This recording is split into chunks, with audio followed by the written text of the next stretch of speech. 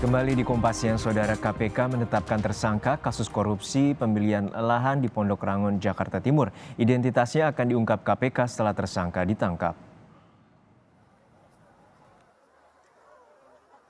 Beredar nama Direktur Utama salah satu badan usaha milik daerah di bawah Pemprov DKI Jakarta yang ditetapkan sebagai tersangka dalam dugaan korupsi pengadaan tanah di Munjul dan Pondok Ranggon, Jakarta Timur.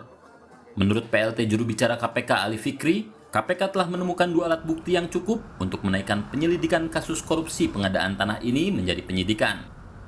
Namun hingga saat ini, KPK masih belum menyebut identitas tersangka dan akan membeberkan ke publik setelah penyidikan.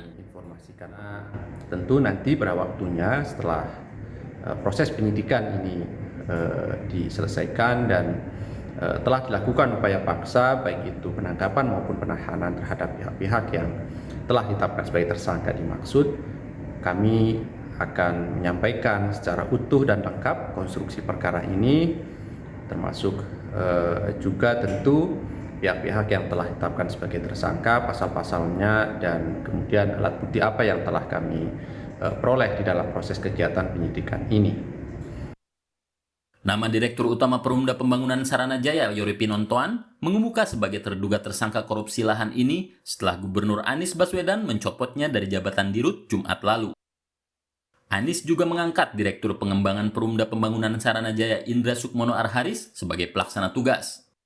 Sementara itu, Perumda Pembangunan Saranajaya juga mengaku kooperatif dan menghormati proses hukum yang dihadapi Direktur Utama nonaktif Yori Pinontoan. Menindaklanjuti pemberitaan yang sedang beredar terkait Saranajaya saat ini, kami menyatakan akan tetap kooperatif, menjalankan, mematuhi, dan menghormati segala proses yang sedang dilakukan oleh KPK. Kami akan tetap fokus untuk menjalankan kegiatan bisnis Saranajaya sesuai dengan prosedur yang berlaku. Terima kasih.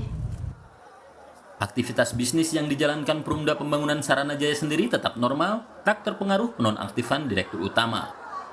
Sementara jika terbukti korupsi, para tersangka terancam dijerat pasal 2 ayat 1 Undang-Undang Tindak Pidana Korupsi dengan ancaman maksimal 20 tahun penjara. Tim Liputan, Kompas TV.